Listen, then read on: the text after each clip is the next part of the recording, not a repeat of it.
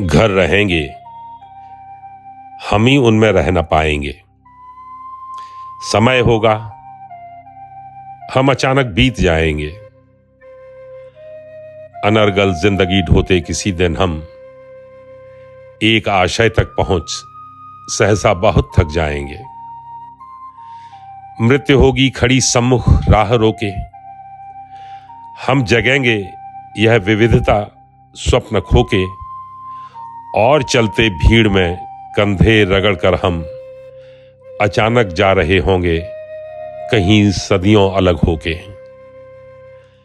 प्रकृति और पाखंड के ये घने लिपटे बटे ऐंठे तार, जिनसे कहीं गहरा कहीं सच्चा मैं समझता प्यार। मेरी अमरता की नहीं देंगे ये दोहाई, छीन लेगा इन्हें हमसे देह सा संसार।